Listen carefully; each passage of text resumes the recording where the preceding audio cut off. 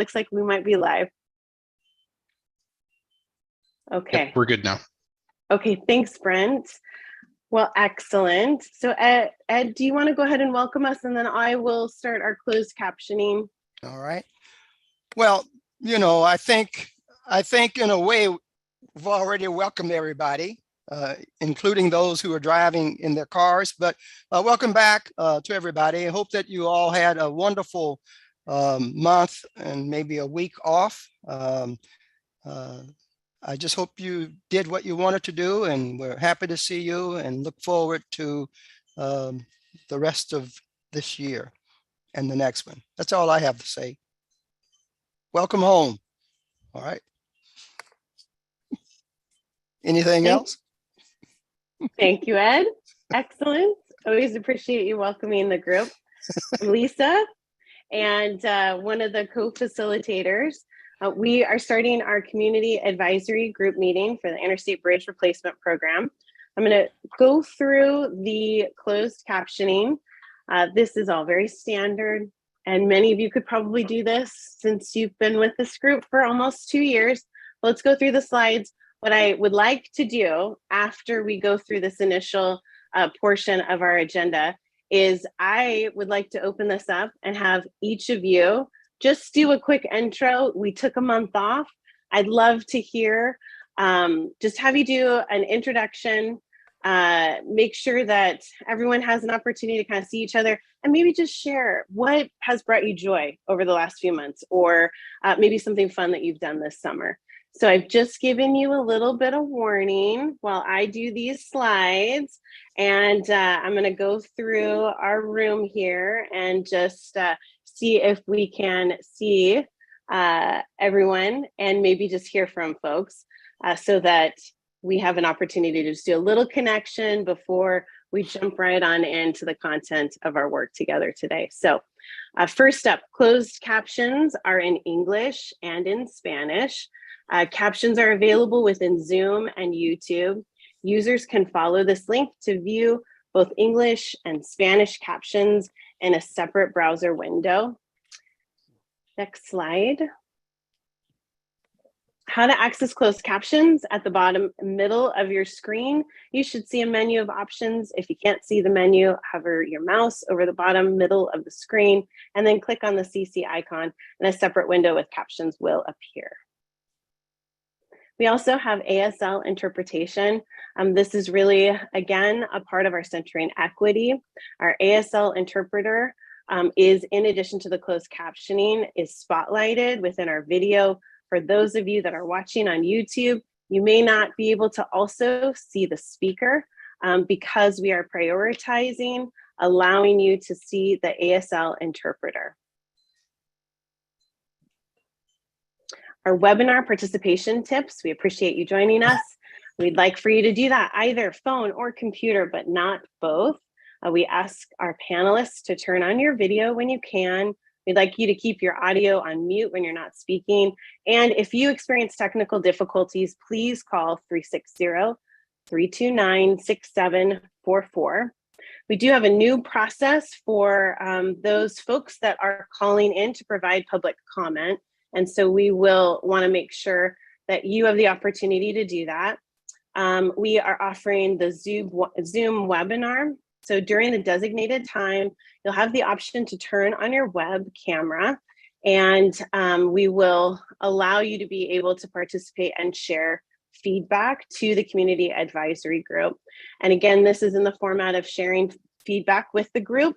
And then we will follow up with responses to any comments that you may have. We will not allow for you to share your screen, and we will really encourage you to provide comments in about 2 minutes. To comment by phone, we have a whole set of phone numbers, and we'll read those as we get closer to that 5:45 time period. We do want to remind folks to please be respectful to everyone in the room, and we want to allow each person to have an opportunity within our room, and those that are calling in with public input to please be mindful of our operating norms. Next slide. We also, if you do not want to call in during our community advisory group meetings, we also really encourage you to reach out to the program. We have lots of different ways that you can meet the program, either through our info@interstatebridge.org, and please use CAG Public Comment in your subject line. You can reach the program by calling one of the many phone numbers. We have a toll-free number, 888-503-6735. We have a dedicated Washington and Oregon number. We do want you to please be clear that you want your information to be sent to our community advisory group. We do send that information directly to our CAG with at least 24 hours notice so that they have the opportunity to review it prior to our meetings. Okay, all right. So our member commitments and operating norms, we really do try to put relationships first.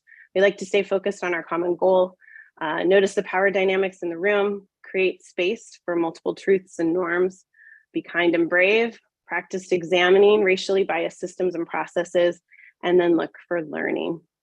We've been at this together since January of 2021. And we have appreciated many months where we had multiple meetings. And so we are hoping that as we continue to work through these milestones in our commitment to building this bridge, that we stay committed to working together in this way. So with that, hopefully I have allowed you enough time to be ready to lean in and share maybe one thing that has either brought you joy over the last couple months during the summer or something fun that you've done over these summer months. So I'm not going to call on everyone, but I would like to encourage folks to, we've had a month off. So now is the time to be able to just kind of raise your hand, maybe just introduce yourself again so that we can reacquaint ourselves with each other. And then just one little share out would be great. And that's awesome, Julie. Love to hear from you first. And then Sherry, Dina, Tom, Marcus, Michaela. But I can't hear you.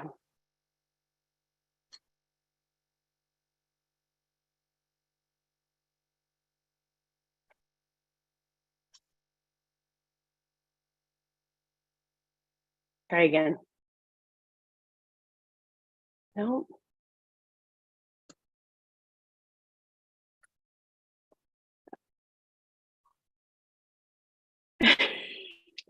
You were ready. Okay, we're gonna go to Sherry and then I'm gonna try you again. All right, Sherry. Thank you. What an inspired question to ask, especially for me. I have the great joy and pleasure this summer of becoming a grandparent. So I'm a new grandma to baby Walker Young, who resides outside of Omaha, Nebraska. So thanks for letting me share that. Well, that's a great way to get us started. Excellent. Dina. Hi there. I actually had a wonderful summer. Our family had a Labor Day barbecue at my stepmom's house. It was kind of a blending of my family and my stepmom's family. And my stepsister's fiance, I didn't know this, but he had taken all of our old family home videos that were on VHS tapes. And he put the Jones family and the Horton family videos onto a flash drive. So it's all digital. And we played some of those videos, and it was amazing to hear the voices of several of my family members who have passed on, and to just be able to get all of those incredible family memories in a format that's much easier and approachable to use now. And so it was really touching that he would do that for our families. And so that really brought me a lot of joy. Oh, excellent. Julie, do you want to give it another shot? Yeah. Can you hear me now? I can. You can. Oh, good. Okay, I figured it out. So my name's Julie, and one thing that was really cool about this summer is I taught myself how to jackhammer. I watched some YouTube videos and checked out a jackhammer out of our tool library in Northeast Portland, and I took out like an entire very badly poured patio that the previous owner of my house had put in. So it was very satisfying to both take it out and learn how to do it. Awesome. All right, Tom. Hi, Tom Hickey. I represent the North Portland neighborhoods on the Citizens Advisory Group. Everybody else's joy is probably bigger than mine, but mine is over here, and it's my new electric ukulele. I've started playing in open mics at some local events and enjoying my ukulele music very much. You could be our soundtrack as we start each meeting, Tom. Set the tone. I could, but we should talk first. Okay, maybe we could do an audition for that. All right, Marcus. Okay, mine is simple. My nephew got married and my niece had a baby, and we had a week-long family vacation kind of associated with all of those things happening. So it was just good to seeing family after a couple of 3 years of not doing so in those numbers. So. Oh, that's so great. Thank you. Michaela. Hi, everyone. I'm Michaela Williams. I'm also just an at-large member here for the Community Advisory Group. And this summer, I finally got to do some more traveling. So in June, I went to Barcelona with my family. So that was really, really fun. I'd never been to Spain before, so I really enjoyed that. And then just like kind of more traveling just around like Eastern Oregon and that kind of stuff. It was really, really great. Excellent. All right. Sam. Hey, good afternoon, everybody. Sam Kim. I represent the super commuters. I work in Washington County and live in Brush Prairie, Washington. So the thing that brought me most joy this summer was going to Oahu with my wife and my son's family. And Sherry, you mentioned having a grandchild. I have to tell you, go to Hawaii with your grandkids. That is an amazing experience. That's so great. I love that. Andrew. Good afternoon, everybody. Andrew Hone with the Portland Business Alliance, and really glad to be back with all of you, and hope everyone's had a great summer and just got to celebrate a milestone moment in our little growing family with our oldest son entering as a Portland Public School kindergartner this last week. It was a special moment for Mom and me, and we're just really happy that he's on his way. So milestone moments, and really happy about it. Excellent. Michael. Hello, Michael Kelly, Transportation Services Manager at Community in Motion. What brought me joy is we got to round out our summer with a dry camping trip over Labor Day weekend. It was the first dry camping trip of the year, so it was awesome. That's so great. Whitney. Hello, everybody. This is Whitney Mossbach, the General Counsel Secretary for the Cowlitz Indian Tribe and representative of the Regional Transportation Council.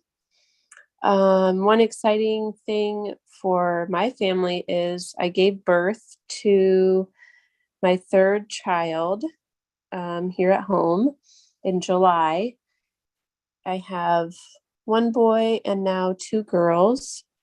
Madison's 5 weeks old and doing really well. So thank you for giving me the opportunity to share that exciting new addition to our family. Oh, that's amazing. And you're on with us. Yeah. So, congratulations. Happily so. Thank you. Yes. Lynn.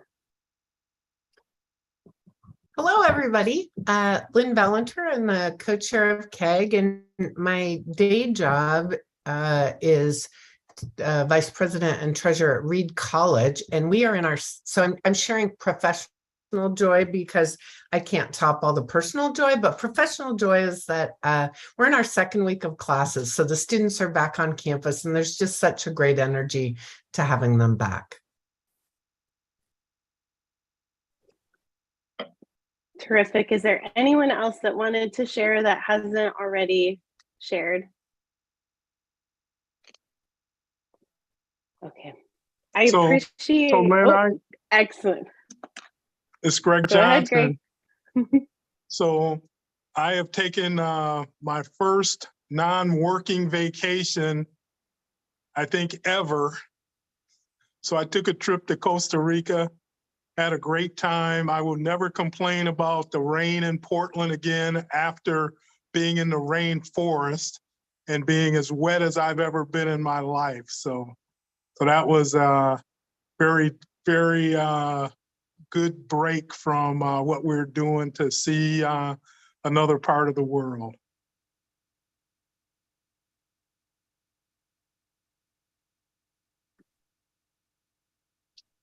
Excellent. Glad to hear that you took a break, because we like to keep you working on this bridge. So it's maybe even a good pivot into, I think you might be next up on the agenda. So do you want to go ahead and bring the slides back up, unless anyone else would like to share? I know I did take a little bit of a pivot off of our typical agenda, but I wanted a little opportunity to connect with everyone. And there were so many great moments of joy. So I'm really glad that we got to take a little time to connect, and so many new babies that have entered the world over the last few months. So congratulations, everyone. All right, so let's see. I think we were on maybe the program update, which is directly to you, Greg. So I'll pass it on. Well, good afternoon, everybody. And the reason I was on late is I am in Chicago and my Wi-Fi was a little wonky. So I am, hopefully it will last the meeting out, but if I lose you, I will jump back on. But it was great to hear about what folks are doing in their personal lives as the CAG has come together and for a while and done some fantastic stuff. It is, I feel a personal relationship to a number of you on this community advisory group. So it's good to hear that everyone is doing well. So since the last time we talked, we had a significant milestone, and I'm sure you heard that the boards and councils of our 8 partner agencies unanimously passed our locally preferred alternative. And just to a reminder of what that locally preferred alternative, this is the graphic of it. So this is what we are studying going into the NEPA process, into the Supplemental Environmental Impact Statement process. So you're going to hear a lot about what that process is from Angela Finley today. She's our NEPA expert, but we are going to study all of those things that you guys, that the partners, that the Equity Advisory Group have told us is important to be a facet of this bridge. So once again, we're looking at a partial interchange on Hayden Island. We're going to study that more and make sure that it can handle the traffic loads, and that Marine Drive can handle the traffic loads that we are shifting to it by building a partial interchange on Hayden Island. We are looking at light rail being expanded from Expo Center, crossing the river with a station on Hayden Island, station at the waterfront, and then a terminus station right at Evergreen. Then we are looking at making sure that we are managing traffic by having variable rate tolling. So we will be digging more into the tolling issue and the impacts that has on traffic, and coordinating with Oregon's look at congestion pricing, their regional mobility pricing that they are looking at. So all of those things will be delved into at a greater level. And finally, the number of lanes across the bridge, we will be taking 1 lane in each direction for auxiliary lanes, along with the 3 through lanes in each direction, to assure ourselves that that can handle traffic going out into the future. So that is probably one of the most controversial issues that we have had and that we've heard back from people since the modification. There are some folks who don't think there should be any auxiliary lanes, but there are also a large contingency of folks who thinks that we should be building 2 auxiliary lanes in each direction. So our commitment is to study 1 and put all of the best practices, and you've heard me talk about the bells and whistles, to make this work for 1 auxiliary lane in each direction. And we will be coming back to you and sharing with you what we find and what the next steps will be in that process.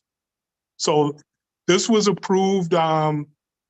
Each of the boards approved us, so we were 8-0 in favor of moving this into the next stage. We also, when you tally the individual votes, we were over 90% of the individual members of those boards voted to move this into the next phase of study. So this was a good ringing endorsement of the work that was done, not only by this team, but by the advisory groups who weighed in and gave us advice on how to move this forward. So we think that that was an excellent milestone. So now it's time to talk about what comes next. So if we can go to the next slide.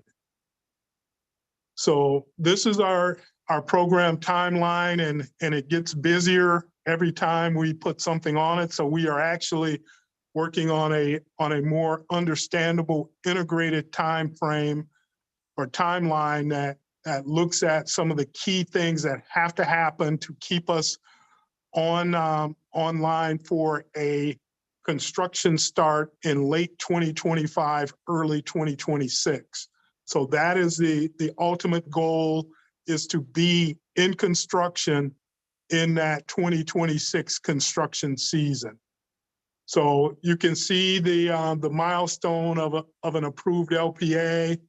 We're now in the NEPA process, the Supplemental Environmental Impact Statement, and Angela will talk to you about some of the timeframes associated with that. We believe this will be a 2-year process. That will give people plenty of time to weigh in. We have some prescriptive public hearings that are necessary, a necessary part of this, but we will keep engaging both the Equity Advisory Group, the Community Advisory Group, as well as doing community events to keep people informed of what's going on, what we're finding as we do more detailed design and move this thing forward.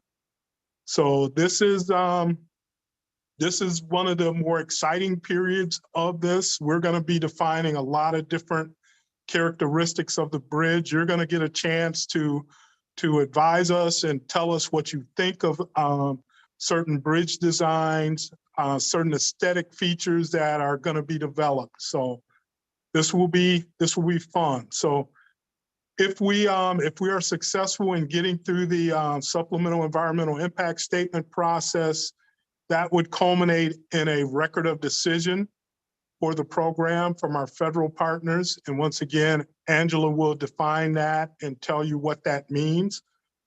But once we go through that, that opens the door up for federal funding and opens the door up to start putting construction packages together and talking about how we deliver this thing.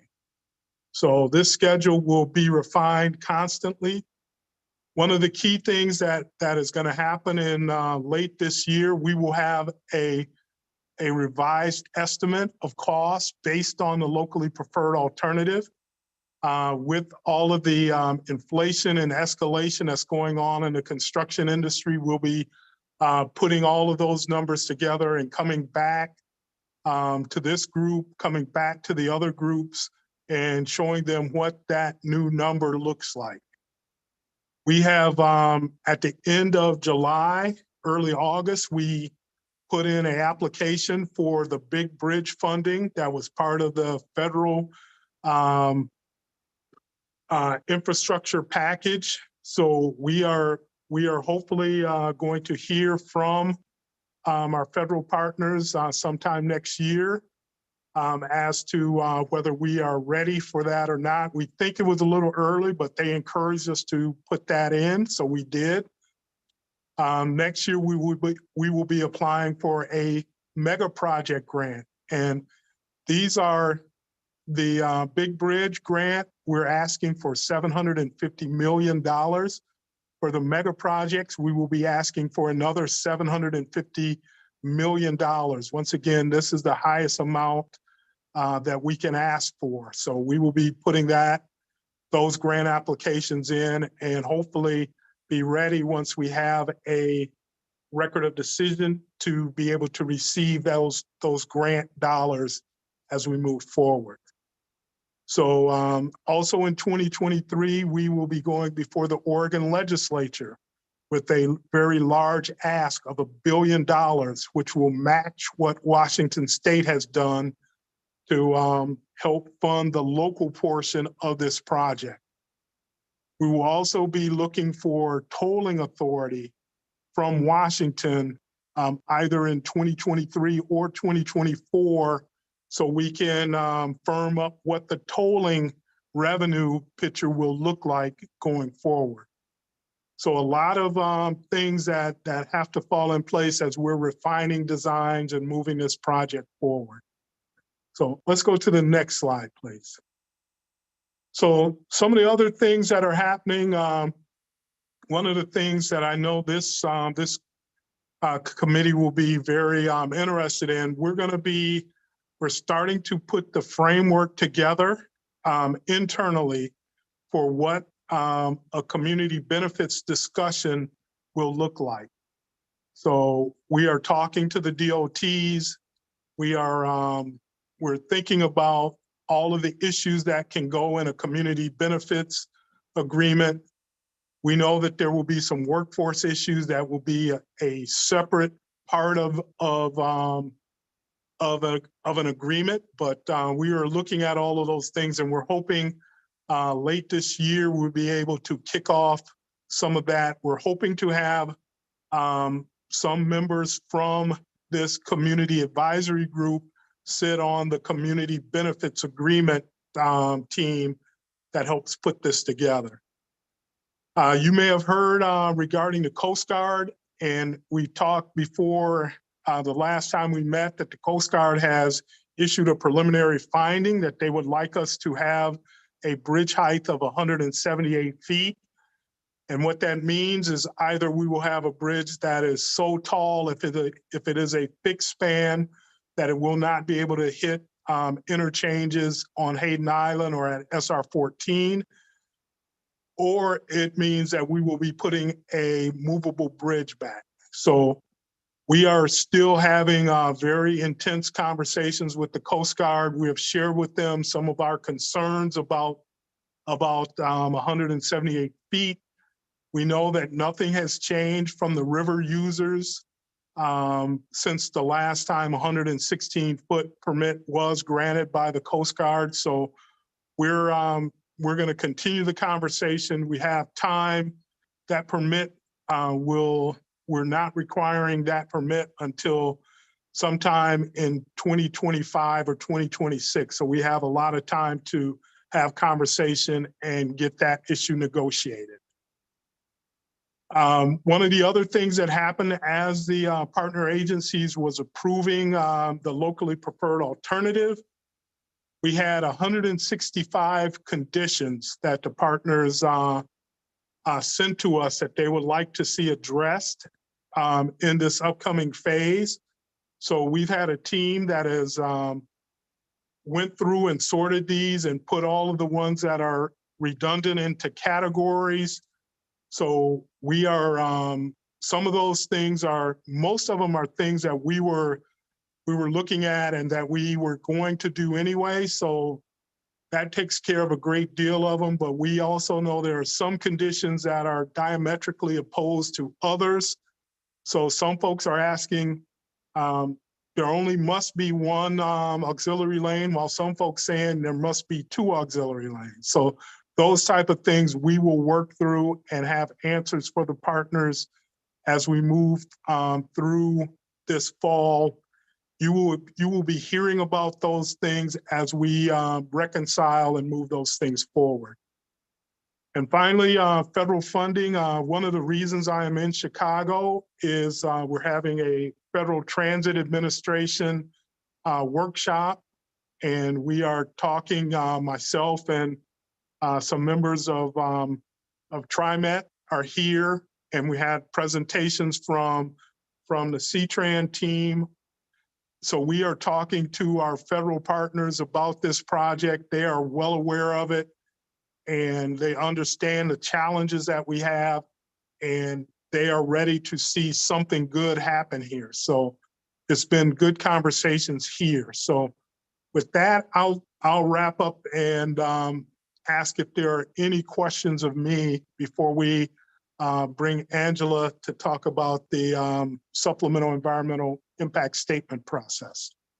So I'll take any questions or concerns you may have.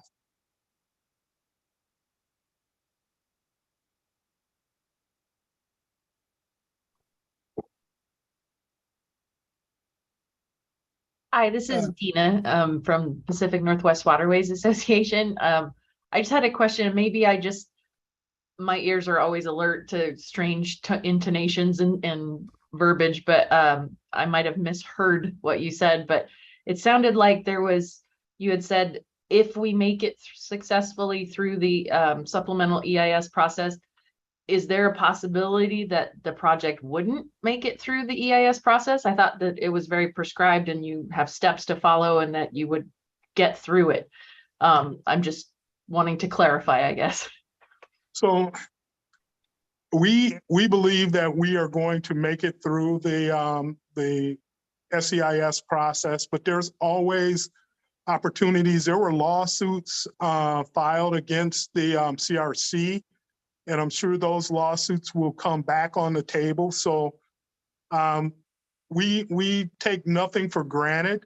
So, but we think we have a great case for why we should be moving this project forward, and we have a lot of confidence that we will get it done this time. So I'm one who I like to hedge my bet, but I'm very confident that the team has put together some great information, and there'll be more developed as the details come out that will satisfy all of the partners and even some of the critics of the program. Thank you for clarifying. Darcy, it looks like you have your hand up. Yeah, question for you, Greg. When you were talking about the work group that should be forming towards the end of the year around the community benefits agreement, and again, maybe I misheard you too, but did you say that workforce issues may be something that are tackled outside of that community benefits agreement or outside of the work group, or do you have any more context there? So right now, what we are looking at is having two committees. The big umbrella committee will be the community benefits agreement, but we will have a secondary group that will be looking at a community workforce agreement that will take into account workforce issues, apprenticeship, pre-apprenticeship programs, using zip codes. So all of those things, there's a blur between a pure labor negotiation and a community benefit. So we are trying to define those things very carefully so we can have productive discussions once we start laying out all of the issues that need to be talked about. But once again, right now, we know that we are headed towards having a community benefits agreement with a community workforce agreement kind of, I won't say embedded, but as a subunit of that discussion. Great. Thank you, Greg. Appreciate it. Okay. Ed, you look like you have your hand up and something to say. But I can't hear you. I'll defer if one of the other members have something that they want to say and it's real burning. And if not, then I just have a question to ask Greg, please, after that. I don't see any other hands, but I don't, Lynn, do you see any other hands up? Okay. And you're a co-chair, so it feels like the floor is yours, sir. Okay, just for a quick moment. Greg, you know, the Coast Guard bridge height and that stuff is sort of the quiet mouse in the closet, but it's always there. And I just wondered if you could at least, because once you talked about, I think you said 117 feet height. I think that's what you said. 116. 116, and then and the other one they're looking at is 107. That's about 60 feet difference. Is correct? Is that right? Can you just sort of share that? Because I do think that the Coast Guard thing it's really a quiet mouse. And you're absolutely right. It's a critical issue, and I don't take it lightly that we are not on the same page with the Coast Guard right now, but eventually I think we will be. We've done a river user study, and right now 116 feet of clearance with a fixed bridge means no lift span will satisfy the needs of 99% of the users of this waterway now and going into the future.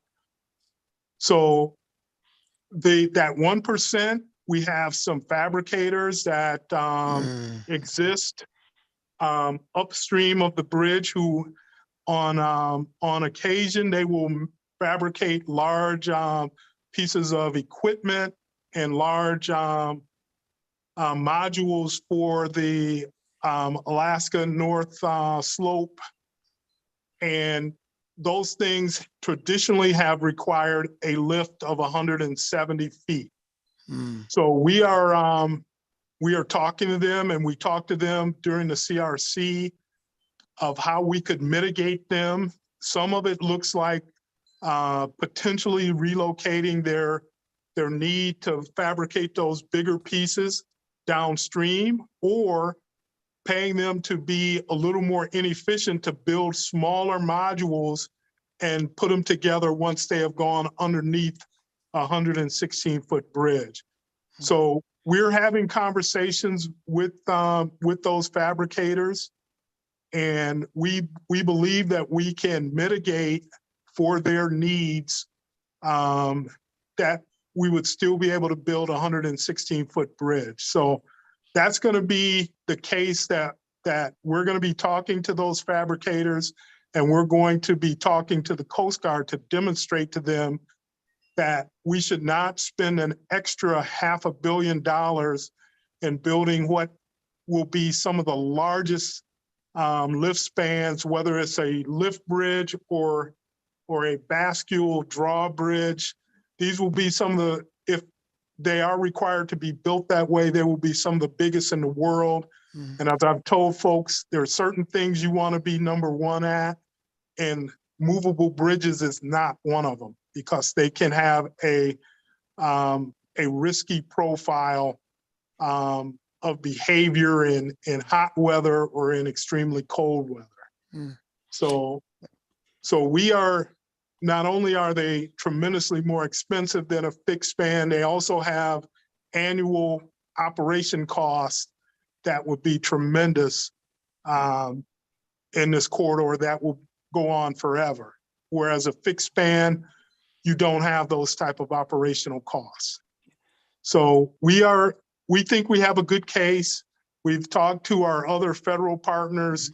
They understand our case, and they like the information we shared with them. So we will continue to have that conversation with the Coast Guard. Greg, thank you very much, because as you begin to talk about it, some of those, my memories were coming back to, I had heard some of those things, but I just wanted to make sure that I had it correct in my mind. Thank you so very much. Appreciate it. It's always a good topic to discuss, because it's a critical thing. Without a Coast Guard permit, we don't have a bridge. So we have to make sure that they are satisfied. Okay. All right. Thank you so very much.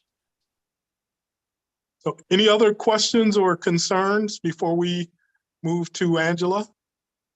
I see two hands up, Whitney and Jana. So Whitney. Thank you.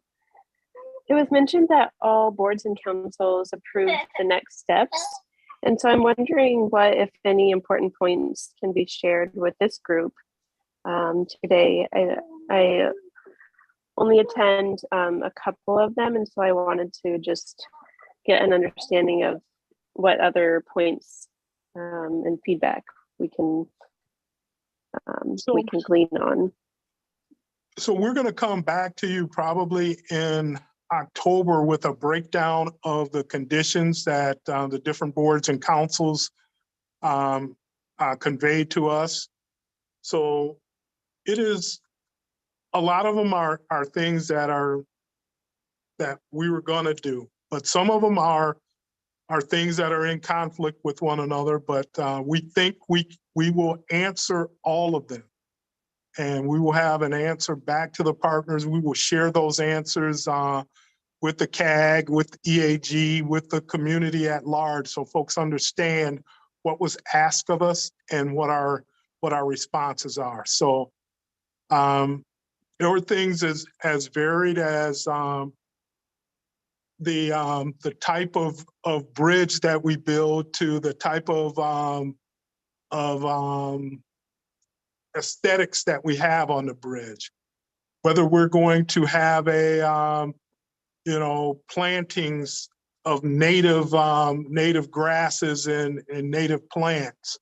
So some of them were very, if you don't mind the pun, in the weeds, while some of them were very big picture, talking about how we can make sure that we are not inducing demand. Or there was discussion about the connections for the biking, walking, rolling pathways through the project corridor. So a lot of interesting things that we will come back to this group and share answers. So by the way, Whitney, congratulations. Thank you. She's right here in my arms. Excellent. All right, Jana. Thank you. I was curious to know, Greg, you didn't mention the letter that the Washington members of the Joint Legislative Committee have forwarded on. And in their letter, they addressed several of their concerns with the plan that's moving forward. How is that going to factor into your timeline? And what do you think the impact of that is?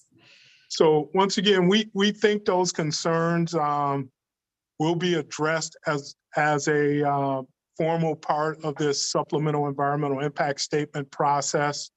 And as we sort through conditions, some of those things are embedded in some of the partner conditions. So we will be addressing those. A major concern was how the number of lanes going into the future will carry future traffic. Are we building something that will fail going out into the future? So we're hoping to demonstrate and run all of the models for one auxiliary lane in each direction. And if it doesn't, we'll be coming back to each of the groups to show them why. And if it fails, we'll show them why it fails. If it works, we will also explain why it works. So yeah, we have all of that information, and we'll be providing answers for all of that. Thank you. They did raise a number of concerns. Capacity was just one of them, but I just wondered how that was going to impact the timeline. We don't think it's going to add extra time. It's stuff that we have to do and analysis we have to do anyway to satisfy the EIS process. Thanks, Greg. Okay. Any other questions or concerns?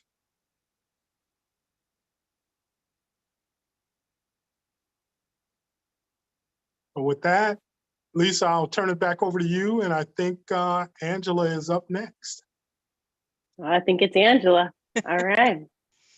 All right. Thank you, Greg. I'm Angela Finley. I help lead the environmental task for the program. It's been a few meetings since I've had the opportunity to be with this great group.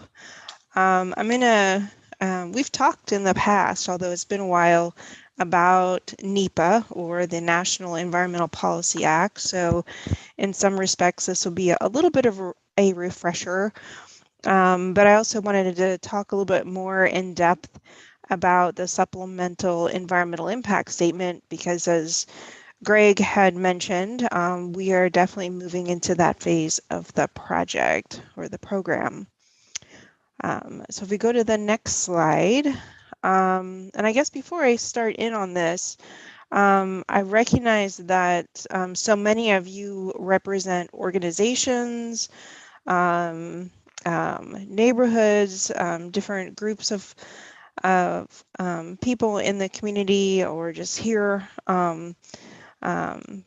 representing the community at large, and we have representatives from some of our tribes that we're consulting with, and I really want to make sure that all of you, and we'll have a Q&A at the end, but I just want to make sure that you understand the NEPA process, so that you can maybe be an ambassador to the folks that you represent, and so we can just work together to prepare the community to help weigh in on the program midway through the NEPA process compliance. And I'll talk a little bit more about that. Of course, we're always here to provide support and answer questions, but I recognize, some of the people you represent might also be asking questions. So this is for you to be part of getting the message out. So what is NEPA? NEPA is a procedural law. It was enacted in 1970, so it's been around for a while. It does require all federal agencies to evaluate impacts to the environment for any of the federal actions that they undertake. And the point of it is to disclose information so that regular folks like you and I can weigh in and understand what they're proposing and comment on it, and those comments help inform the ultimate decisions that are made. It requires each of the federal agencies to consider environmental consequences, particularly those that are significant of those actions. And like I mentioned, it's really our environmental documentation. And in this case, an environmental impact statement is the vehicle that we use to communicate and inform folks of what is being proposed and what are the impacts and benefits associated with that. So that's the big picture NEPA. If we go to the next slide, we have a common graphic because we often call NEPA an umbrella law or process, and under that umbrella we trigger a lot of other important consultations, coordinations, other laws that we need to comply with. And I won't go through all of these. There are, on the left-hand side, is a lot of federal permits and authorizations, many of which we will be engaging on for the IBR program. On the right-hand side, we have tribal consultation. We've reached out to 33 tribes and other cultural groups. We are formally consulting with 11 tribes, not just on cultural resources, but also on natural resources as well.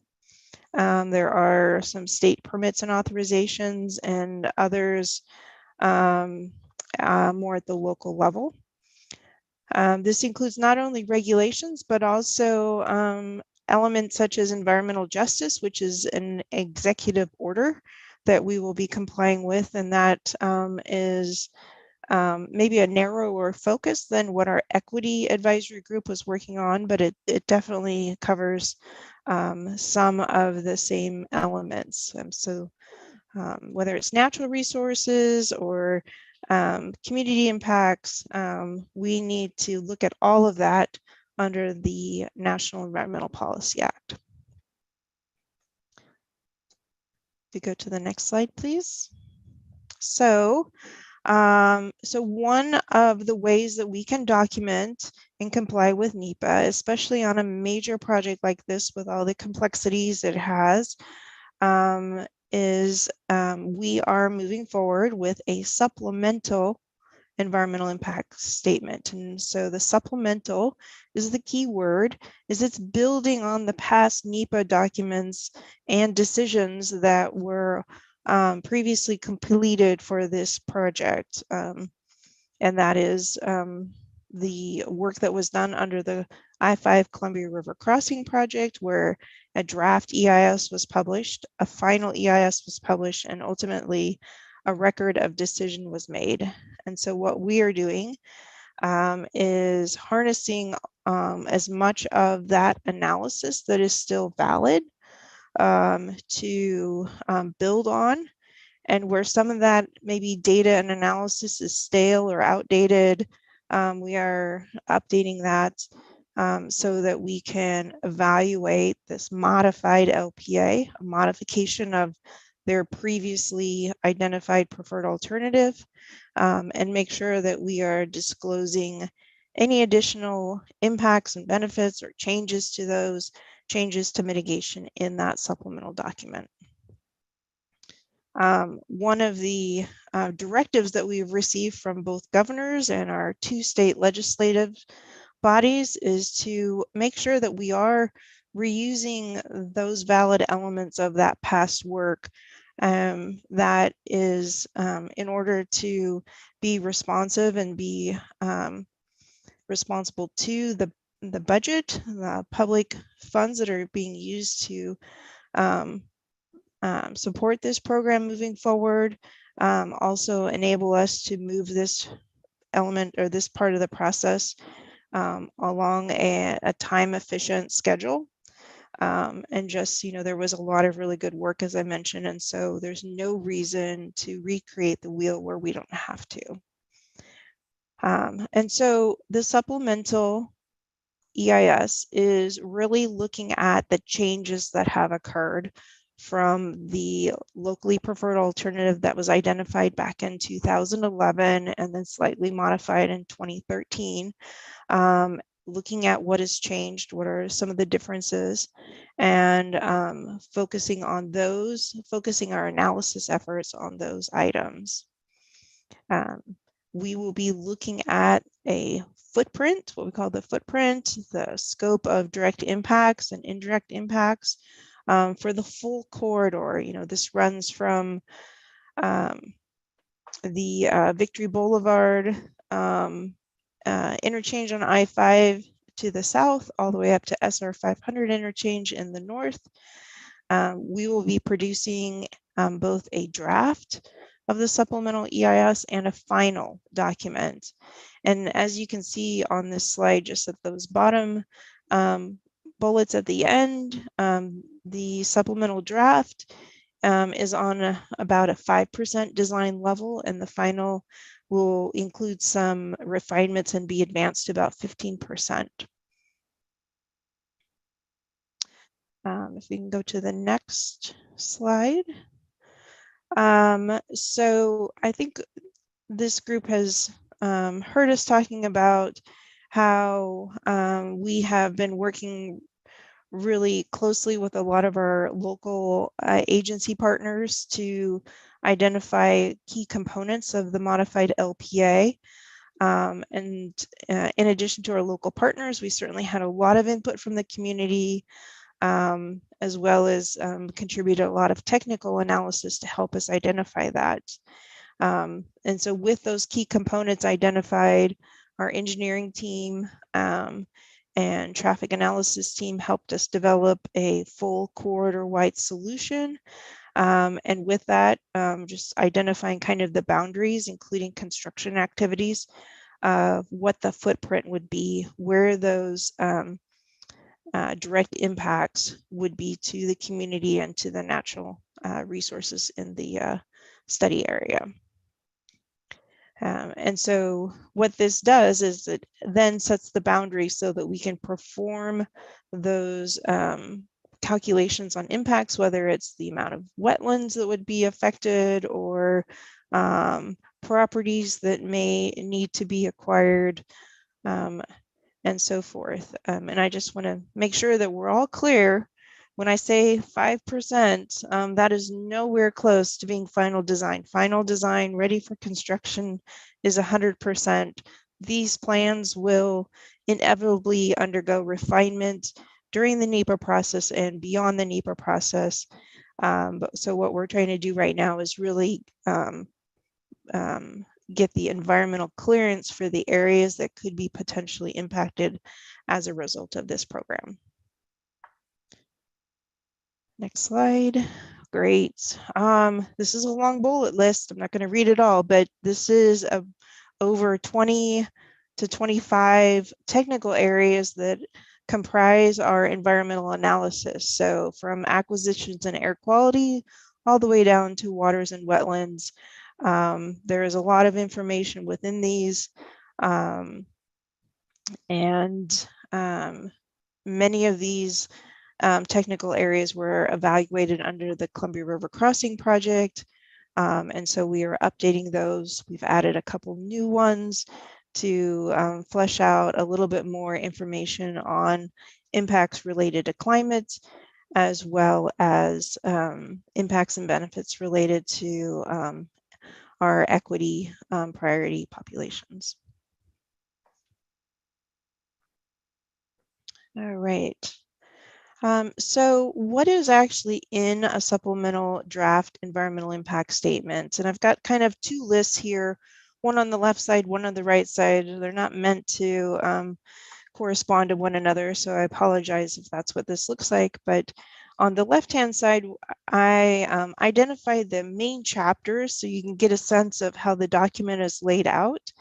We start off with a thorough description of why we are moving forward and proposing this action. I think about a year and a half ago, we were talking about the purpose and need of this program. That's what that first chapter is really focused on. Our second chapter is really providing a thorough description of the alternatives that are being evaluated in this document. And for the supplemental draft EIS, we will be evaluating a no-build alternative, which is required, as well as the modified locally preferred alternative. Chapter 3 is what we call the big one.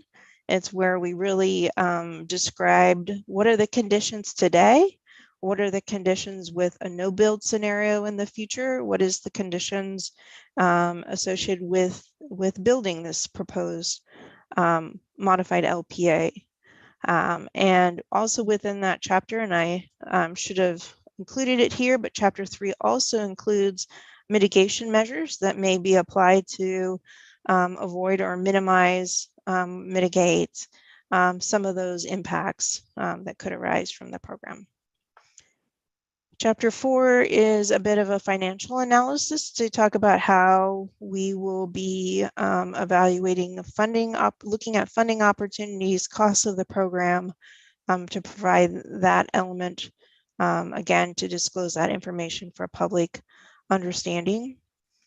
Chapter 5 is special. It's really focus on one particular regulation, the U.S. Department of Transportation Act, which is our Section 4F evaluation, where we take a closer look at impacts to public parks, recreation areas, historic properties, and if we had any wildlife refuges, those would also be included, but fortunately we don't have to worry about that on this project.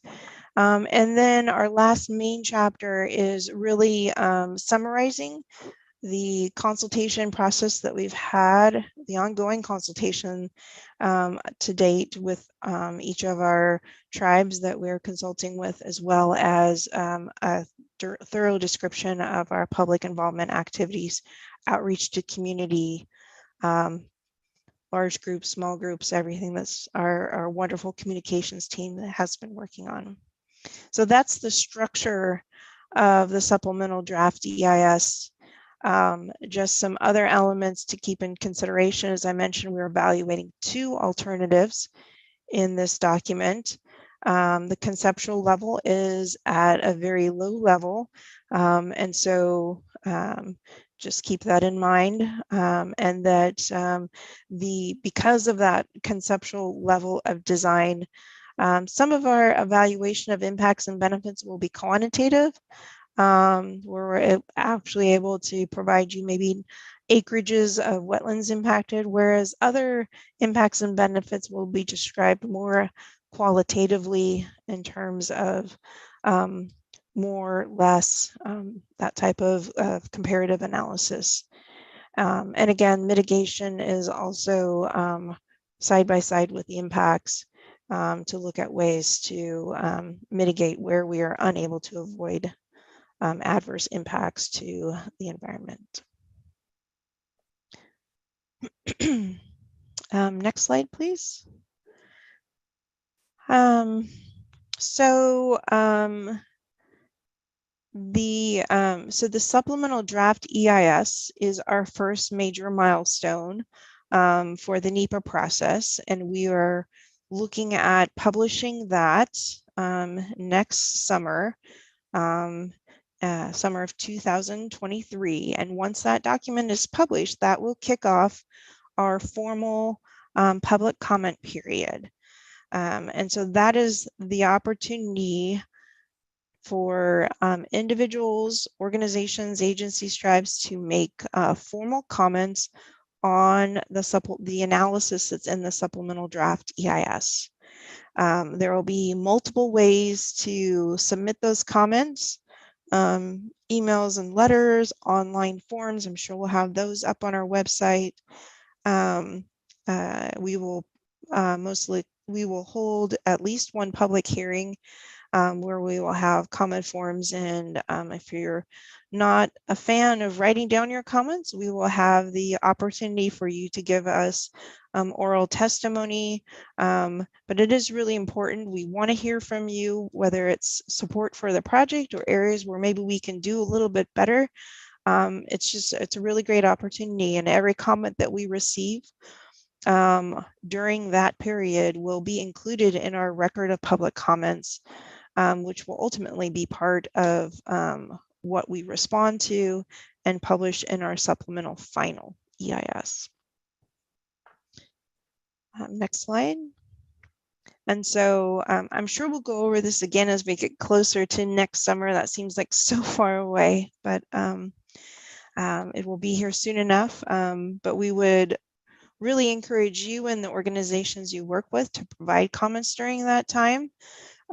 It's awesome if those comments can be as specific as possible. That really helps the team understand what your comment is all about and how best we might be able to integrate it into the next refinements of the modified LPA. And so, for example, what are important benefits that you see of the LPA, areas that you think it could be improved, making sure that we've captured all of the impacts and benefits. Sometimes we don't know that there's a new development or we missed something. So it's always great to get some feedback on that, as well as if you have other ways, other ideas on mitigating some of these impacts, we're very open to hearing from you. So those types of things really help us develop and refine the modified LPA to really be a great solution for this community. And don't worry, we'll be repeating this as we get closer to next summer, but I just wanted to kind of let you know what was coming up, and that this is an important part of the program, is when we release this document and have this this opportunity to have public comments on the record. Let's see. Oh, okay. I was thinking I was almost through my slides. I know I feel like I've been talking forever. Once we publish the supplemental draft EIS and have a public comment period, then we move into preparing the supplemental final EIS. And this, as I mentioned, we will be reading through all of the comments. We will be preparing responses to those comments and using those comments to help us identify areas where the modified LPA could be refined. We would be updating, correcting, supplementing the analysis of environmental impacts. In addition to that, we also have ongoing compliance activities with other regulatory processes. Think of that huge list under the umbrella.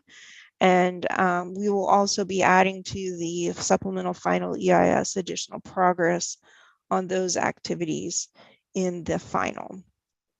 We are planning to prepare a combined supplemental final EIS and record of decision.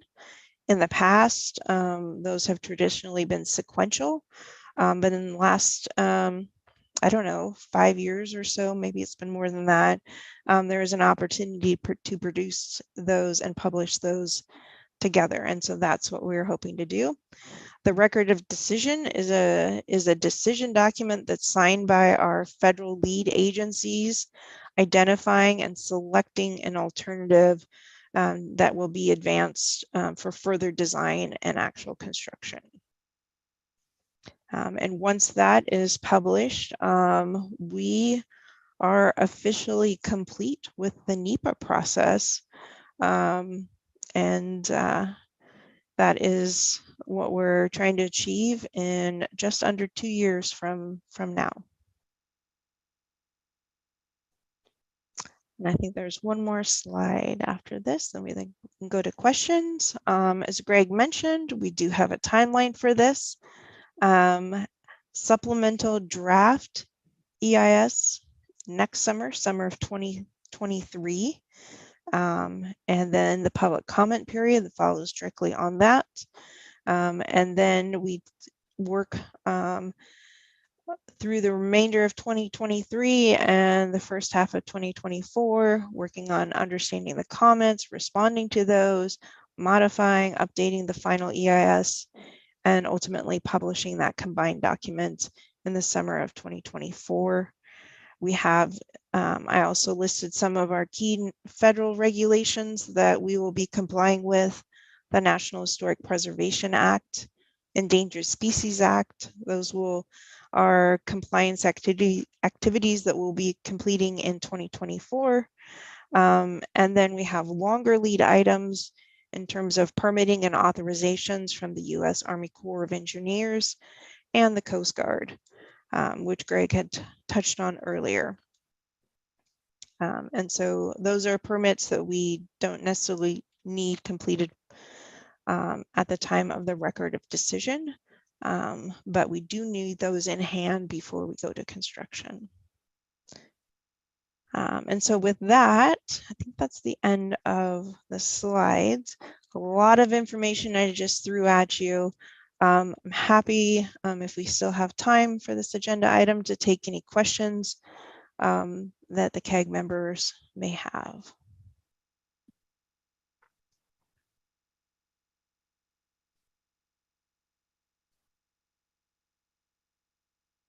Hopefully I do haven't have put everybody to time. sleep. No. No, we do have time, and this is an incredibly complex and important process. So one of the things that we're asking CAG members to do is just be the kind of contact person for all of your groups. So to that end, if you can visualize yourself trying to explain this to your constituencies, that might draw some questions for Angela that she could help us form. Dina? Yeah, is it possible to get just sort of like a one pager with like the key bullet points or something that we can use to distribute to our membership and be able to kind of point them back to us to, if they have questions, to contact us, and then we can kind of talk them through, but just to have sort of a high level overview and, what's coming next, opportunities to weigh in, that sort of thing. I think just having a sort of that one page overview of here's how the NEPA process and the IBR intersect and what's happening moving forward. I think that would be really helpful to explain to our membership how to interface with that. Yeah, that sounds like a great idea, Dina. I think we can certainly put that together, a little kind of quick reference guide. Yeah, I think that's easily doable, and the program is always here to answer questions. And so if you forget any of this, which I wouldn't blame you if you did, we can always we're always here to help fill in the blanks. Yeah, and Dina, thank you for asking for that, because we've repeatedly heard from people that it's nice if they have something they can forward to their membership so that people know that they're spending time and where things are at. So thank you for helping us keep that top of mind. Martha? Yeah, you talked about how some things have changed and other things haven't. Could you just, I mean, obviously traffic is really different now than it was for the CRC because it's been enough years gone by, and the city of Vancouver has done some different land use things that and developments that weren't in place previously. But are there things that you can tell us that for sure are still the same, so that yeah. So for some of our technical analysis, particularly things that are underground, so our geology and soils haven't changed much. In terms of archaeological resources that may be, buried underground, a lot of the work that was done previously is still valid for those items. Even though we have had changes in developments on both sides of the river and on Hayden Island, there's still a lot of it that is very similar to what was there before. So there's a mix of both. And on the design side, there are elements of the design that have changed quite a bit. I mean, just look at the proposed interchange on Hayden Island. Before it was a full interchange, and now we're looking at a partial. But if you look down at Victory Boulevard and you look to the northern area of the program area with the 4th plane and the SR 500 interchange, those designs are very similar, if not the same, of what was evaluated under the prior effort.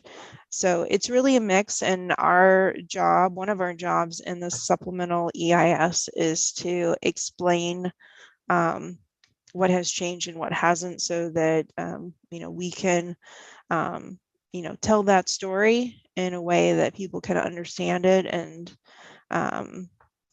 I can imagine that we would, in addition to text, we're already talking about putting together a map that kind of is an annotated map of where things have changed, how the footprint of the program has changed. In some areas it's gotten smaller, in some areas it's gotten slightly bigger. So, but it's not radically different than the prior footprint. But great question, Martha. Thank you. And then I think I see Ed next. Did I miss somebody though? I feel like somebody else had their hand up and took it down. Well, Ed, you go next, and then if somebody else did, that'll give them time to find the right button. So go, Ed. Sorry, I always keep my mute on and I have to realize it. You know, I'm just curious, as I think back to the CRC and then looking ahead to what we're trying to do. And I'm not trying to stage this question to do a real strong comparison, but the one thing I don't remember a lot of citizen involvement on the CRC. And please correct me if I'm wrong. There seems to be a lot of there's a lot of citizen involvement this time. Is my recollection correct or incorrect? I might have to lean on Lisa to help me out with that one. I will say there was considerable public outreach and engagement on the CRC. Lisa, you probably know better than me of how to respond to that with maybe a little bit more detail. I would agree. I think that public projects have always emphasized the need for public process. I think the NEPA requires it. What I would say in terms of the public process on this project is what you're seeing, Ed, is a lot of elevating community voices in a way that probably feels different and is emphasizing values that are leading with equity in a way that I think is different and far more than what we're seeing across the country. So we're pretty proud of that. So there's a lot more, but I wouldn't say that there wasn't public process in the same way. I think there was a lot. There's just a lot more. And I think the community is demanding a lot more. But there's also more we can continue to do, which is what we see a great value, and what our community advisory group can help us do is partner with us on how do we continue to do more together, and where are those voices that we haven't heard, because 35,000 touches with the community in this first phase is impressive. And we're moving into another phase. So how do we stay engaged with that community and make sure folks know when and how to stay engaged, which is part of the reason Nicole's here today, and why it's so important that we continue to have this ongoing engagement with our community advisory group. And I'll just defer. Johnell, do you have anything else you might want to add to? No, I think you captured it accurately. I mean, it's, I think all of the projects, particularly under federal guidance, are requiring much more thorough community engagement. Angela touched upon earlier the important role environmental justice plays in the NEPA process. But part of, I think, the expectation, particularly in community, is not just checking the box. How do we go over and beyond? And so I think all of you should feel very proud that in addition to checking the box, we are going outside the box to really deeply engage the community in new and creative ways. Lisa, thank you so very much, because I wouldn't want anyone to misunderstand what I'm saying, to say that there was no involvement, but I want just to point to this group of how important the community, how important their involvement is on this project. And I see this one. I did not see the last one as much. So I'm just wanting to give our people a tip of the hats. Definitely. And express to them our deep appreciation for what they do, and help them to understand truly the importance of their being here. So thank you.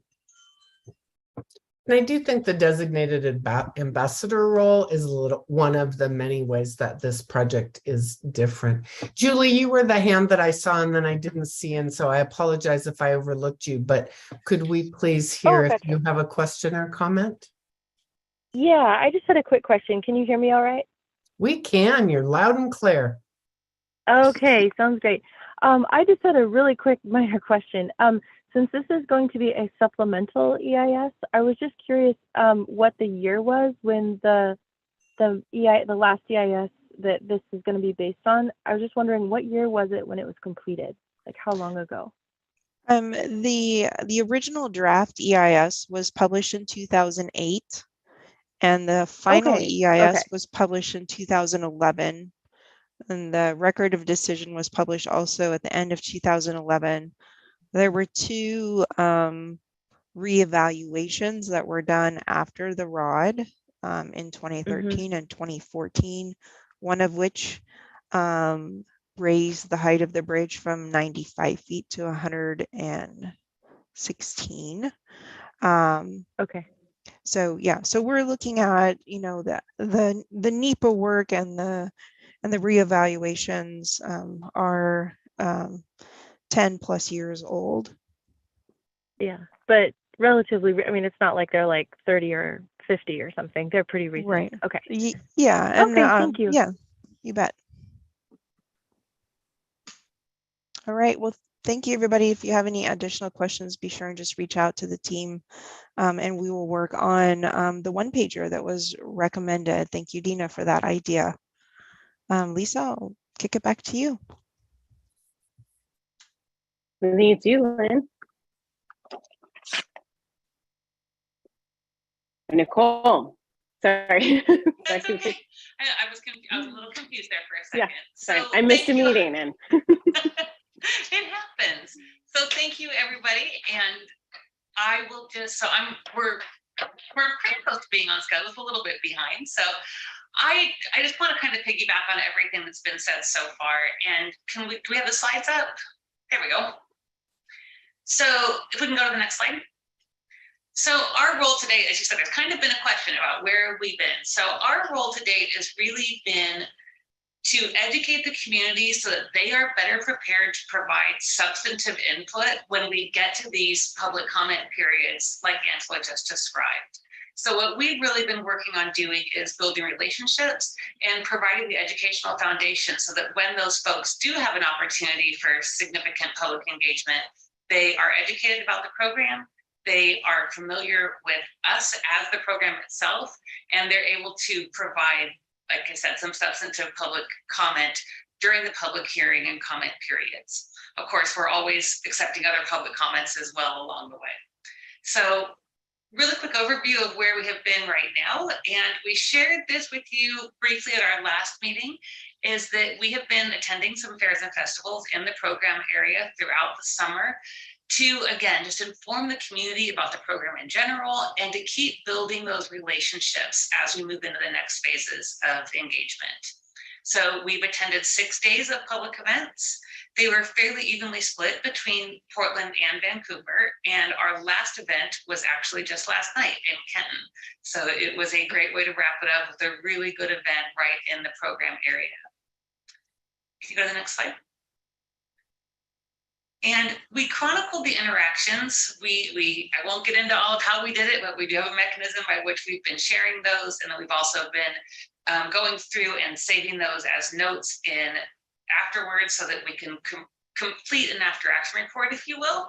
So we've actually chronicled about 500 different direct interactions over those 6 days of public events. And those are distinct interactions with different folks who came to participate and have a conversation with the folks in our tents, which is really great. The feedback was generally very positive in tone. We did start creating all of the public quote, or starting to keep track of a lot of the quotes. So you can read through some of those direct quotes. They are, again, very positive in tone. The primary themes being that people are very supportive of transit options in general. They are actually, we did see an overwhelmingly high support for for transit in general, and then also for bringing high-speed rail into, or bringing light rail into Vancouver. We also saw a lot of support around the fact of how we're doing the program in general, especially when it comes to our efforts to center equity. So we were very proud of seeing that, and we think that we did a good job of targeting the right audiences to make sure that we are keeping that at the forefront. But generally speaking, the biggest thing we saw overall was that folks just want to get the bridge built. And you can kind of read through some of those quotes right there. Again, these are just kind of the high level ones that we've added into.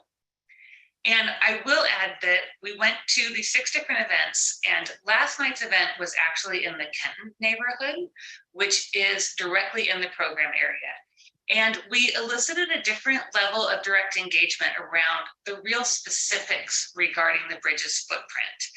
In the past, most of our discussions, while they have all been program area adjacent, at least on the Portland side, they have been not directly in the impacted communities as significantly.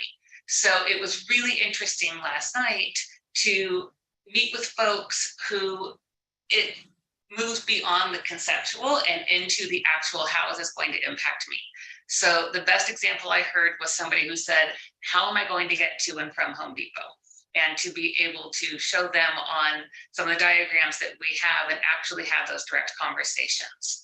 So while we are done with this round of tabling events this summer, we did capture a lot of great information, both in how it worked logistically with the information that we had available at the tent, but also it informed the fact that we might want to include the goals of attending more events more directly in the program area as we start looking at different tabling events next year. So it's a very successful program, and really appreciate everybody's support if anybody came out and made it out to any of those events. Next slide. We have also completed, we've just updated our overall community engagement plan. And this was an update of the original community engagement plan that was drafted back in late 2020. So it summarizes our community engagement efforts to date. It reiterates our engagement commitments, specifically our commitment to an equity-centered approach to community engagement. And it provides an update to our objectives and strategies. And it provides a menu of public involvement tools and tactics that we can use in the next phases of engagement. So if you can go to the next slide. This is the list of tools and tactics. A lot of these are going to look familiar to you, but a lot of them we've already been using, and it's how we're going to continue to use them in the future. And that will really be informed as we keep moving through the process and we identify the topics and the milestones that we are looking to use for engagement. Next slide. This is the breakdown of our intended use as a very high level for the next 6 to 9 months. What we're really looking at doing is we're still going to be in this inform stage. We won't be providing or looking for significant feedback in that public comment period, as Angela just stated, until probably summer of 2023. So what we really want to be doing up until then is educating the public, continuing to build those relationships, and providing people greater input so that they can be readily engaged and readily informed when it comes time for them to provide that significant engagement that we're really, significant feedback that we're really going to be looking for to help inform decision making. So we will be looking at over in the fall, these briefings to community-based organizations and neighborhoods. We have found these really effective. We have been doing them throughout the spring and the summer in targeted areas within the program areas. We just sent out a couple of weeks ago, I guess in early August, so about a month ago, we sent out invitations to over 300 community-based organizations and also about 140, I want to say, contacts of neighborhood associations, both in Portland and Vancouver, not specifically to the program area. This is the entire city as a whole. And we sent out invitations saying that we would like to come and provide speakers that will come and give them a program update on to their existing their existing neighborhood association meetings or their existing CBO meetings. So we actually have our first one coming up next week. And then we have several more through October. We will be continuing to reach out to those neighborhoods on a targeted basis for the community, for the neighborhoods who have not responded to us, and especially those ones that we see as high priority neighborhoods, to reach out for them a second time to make sure that they didn't just miss the opportunity, and so that we can continue to do those. We do have program area tours that are still going on. That's more of public affairs and sort of a little bit of a different level than pure community engagement, but those are happening as well. And then we do have, through our equity group, our community roundtables. The first one that we had was very successful back in Black History Month, and we're getting very excited. We have one coming up in 20 days, so less than 3 weeks. And that topic is going to be why equity matters in infrastructure. These are hugely important roundtables. They've been very successful, and we're really looking forward to supporting those and continuing those moving forward. And those are going to be scheduled quarterly. We also have our mini grant partnerships that are coming up with our CBOs that'll be happening in the winter and the spring, as well as affinity listening sessions that really kind of go hand in hand with those mini grant partnerships. And then we will be looking to start doing in-person public open houses again. So those will be attached to an online version as well, because we have certainly learned that is effective. If there's one thing that we learned during the pandemic, it's that if we can do it online and then do it as a hybrid fashion, we're really looking forward to starting to have those in person as well. And then we'll continue to do community briefings. The summer 2023, I think that we don't have completely nailed down yet. I think that's something that we will need to continue to evolve as we move through the process. But these are just kind of high level of some of the things that we know we'll definitely be doing. And those will certainly be supplemented with other tactics as we move forward. So I think that's it. I think I got us back on time. I think the next slide is just if there's any questions. Yeah, if we can go back to that other slide, next slide. So we have two questions to kind of get us going. The first is, how can the CAG support the program's community engagement activities? And what elements does CAG feel are most important for the community to know about and/or provide input on? So we will take questions as well as comments. See Sam? Yeah, this is really exciting as a member of the CAG. So can you guys hear me okay?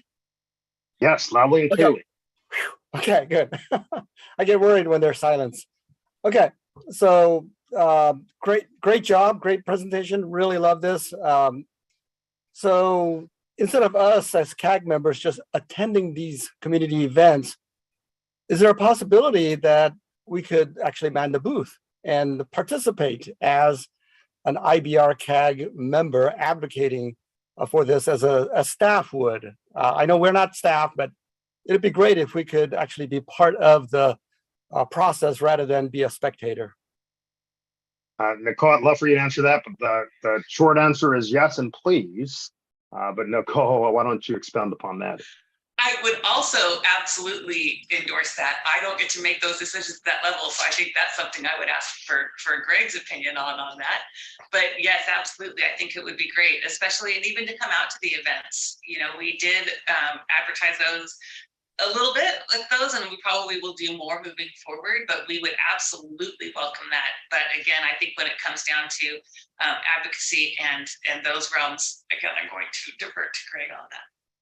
So I am nodding my head vigorously. Okay, yeah. then yes, absolutely. We're so excited to have y'all out there. Yeah, we will find a way if folks want to join us at those type of events. I think it would be fantastic. And I don't think that we will hold out until, you know, obviously it's the tabling events have ended for this season because it's the weather and it's where we live. So there won't be any more public events right now, but I think that we will start looking at how we can do other community events and really start piggybacking on existing community events. So I would love to be able to create a pool of resources of folks who want to come and be supporters and come out and help advocate for us. Well, sign me up. And to that, and Tom, I'll call you in just a second to that. And if there are particular events and/or audiences that you would like for the program to present to or to engage, we would welcome that as well. One of the reasons why you all were selected was because of your deeply wide network. And so we want to make sure that we are leveraging that effectively to advance this program as well. So Tom? Thanks. So I'm not here to advocate for the bridge. I'm here to advocate for the community, to be the voice of the community at the table for the bridge. So I appreciate the opportunity to attend these events, but I'm not necessarily going to say what you expect me to say. But what I would like to answer is your second question: what elements does the CAG feel are most important for the community to know about and provide input on? I think I would very much like to be a participant in the conversation about the aesthetics of the bridge, but more importantly, I think the community, the real stake is in what are these exits and entrance ramps? What is the access to the highway going to actually look like? The details of the interchanges, and for me especially the Marine Drive interchange, but more broadly, how does getting on and off the bridge affect the local movement of traffic on the Vancouver side and on the Portland side? Those are terribly important for the residents of those communities. So Tom, I agree. And as we start developing more and more sophisticated models that take in more and more data, we will be presenting that information to the CAG to make sure that you guys understand how traffic will flow under different scenarios. So yes, we will be getting that information to you so you can take it out to the groups that you represent or the folks you know. But going back to your first point, we're going to invite you anyway. We don't care what you say. You tell people how you feel about this process, about the program. If you feel bad about it, tell them. So we're not going to ask you, we're not going to give you a script. If we invite you, you say what you feel. That sounds good to me. Greg, I'm so happy you said that, because as soon as I said advocating for the bridge, I meant advocating for the program process itself. I think that is such a more important element than the bridge itself, because we don't know the final design. We don't know what else you can say. We are still in the process of it.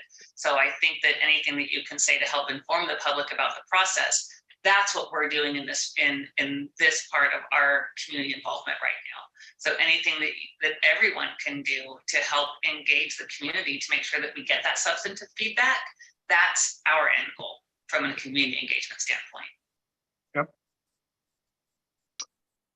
Other questions, comments? Not seeing other hands up. Just want to create the space for folks who might want to engage here. Okay, seeing that, so more to come on this. It's going to be critically important that we continue to have a conversation with CAG as we lean in on our community engagement efforts. Great, thank you so much, Nicole. So if we can go to the next slide, we're going to be wrapping up our meeting here. We're going to talk a little bit about upcoming opportunities for input from CAG. Lisa, maybe I can kind of punt this to you a little bit to review. Sure. So I think this actually might have been my slide. Oh, there we go. Lisa, don't mind us as we have don't mind us as we have a live dress rehearsal, as we're all a little out of practice here. So go ahead, Greg. Before Greg goes, Greg, I have a question for you. Yes. I thought this was my slide. Oh. No, I'm just kidding you. And don't get me confused. Well, everybody says it's their slide, so I just figured I should get in on it too. So I'm finished. All right. So what we're looking for coming up, and we know that we're asking a lot of CAG members. We're taking hours that you could be spending with family or doing other things. So we want to make sure that we are letting you know how you will be involved coming up. So some of the things that you will be looking at and giving us advice on are bridge type, which ties into bridge aesthetics. So there are several bridge types and formats being looked at. So we're going to be showing you guys those things probably towards the end of this year as our structural engineers and our bridge architecture firms are looking at how can we make this the most aesthetically pleasing but functional bridge that is within a reasonable budget to carry forward. So we'll be showing you guys those things and taking your input on it. Transit stations, as we start digging into more details, we'll be looking at transit stations and showing you examples from around the country of what transit stations can look like and how they can be accessed by walkers, bikers, and potentially through park and ride areas. Active transportation, that's another area that we know there's a lot of folks who are interested in what will the biking facility, the walking facility look like as it crosses the river. So that's going to be something tremendously important.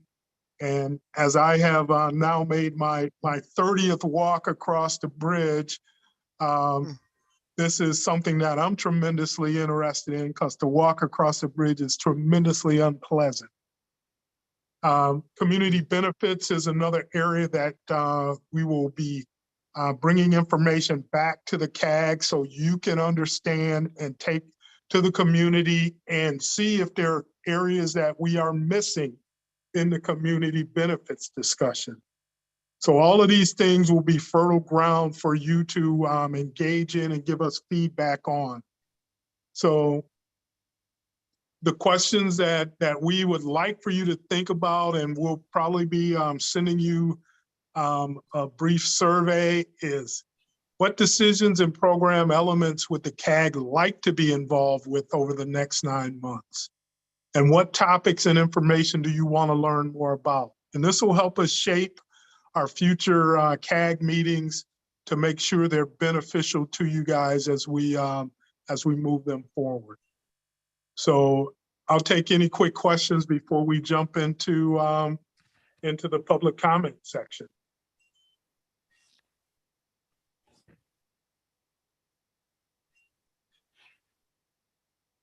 Seeing none, Johnell, I'll turn it over to you. Right, thanks. And just a note that the Equity Roundtable will occur on September 28th. We'll be sending out further information to all of you should you like to participate. Okay, next slide, please. So just a couple of high-level updates. Our next ESG meeting will occur on September 15th from 10 a.m. to noon. Then we have our Equity Advisory Group on September 19th, 5:30 to 7:30 p.m. And then we'll have another CAG. Cannot believe we're already talking about October on October 13th, 4 to 6 p.m. Next slide, please. Just to note, sort of a foreshadow of upcoming topics. We'll continue to have conversation relative to the modified LPA. Next up, we'll talk more about the footprint. We'll have an opportunity of hearing from you in terms of what ought to be in the IVR work plan. We'll talk, as Greg indicated earlier, more about the community benefits agreement. We'll have some updates for you at our next meeting. We'll have an opportunity to be briefed on the IVR financial estimate. And then we'll talk a little bit about a CAG 2023 purpose, role, and then schedule. Next slide. So now we'll open it up for a public comment. I'm going to go through a couple of slides, and then we'll admit anyone who is prepared to provide public comment. So just a reminder, verbal public comment will be welcome in Zoom webinar during the designated time with the option to turn on your web camera. Please use a link located in the meeting description on the YouTube meeting page. or on the IVR CAG meeting webpage. Commenters will not be allowed to share their screens and will be removed from the room once public comment periods concludes. To comment by phone, you may dial 669-900-6833 or 408-638-0968. You'll want to enter the meeting ID number 993-5459-6043 and the passcode 674942. Again, please remember to dial *9 to raise your hand. After you are invited to speak, dial *6 to unmute yourselves. A 10-minute time frame will be divided among the number of requested speakers. If we run out of time and you have not had a chance to speak, you may still provide comments after the meeting. Next slide, please. To submit comments after the meeting, please fill out the comment form on the program website or email your comments to info@interstatebridge.org with CAG Public Comment in the subject line.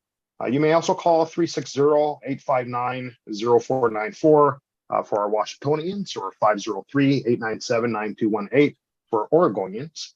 You may also call our 800 number 1-888-503-6735 and please state CAG Public Comment in your message.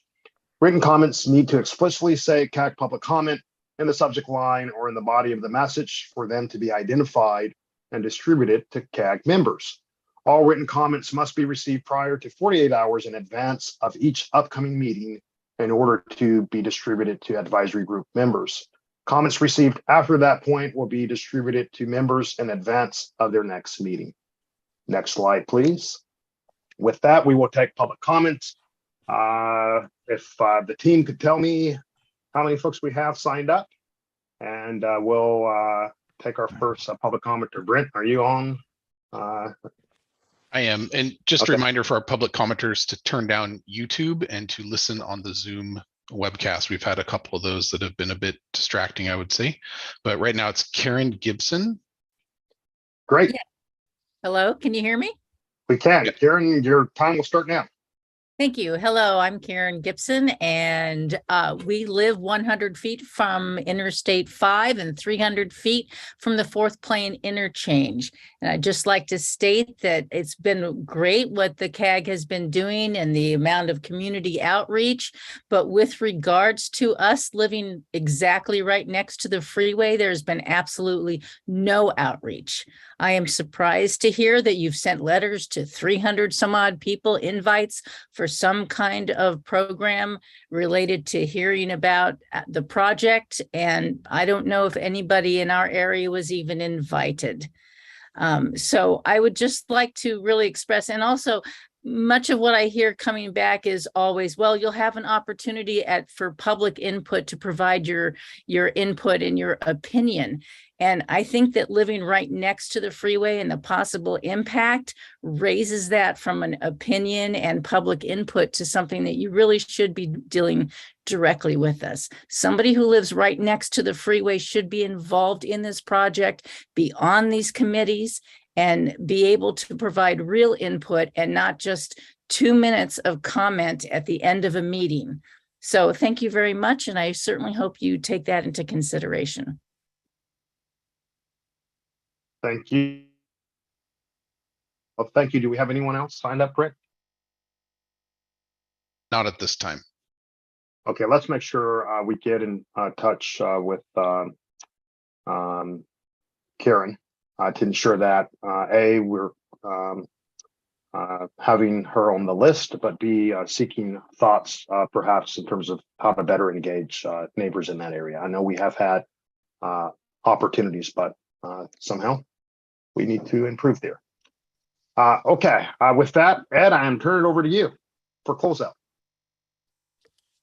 Well, thank you very much.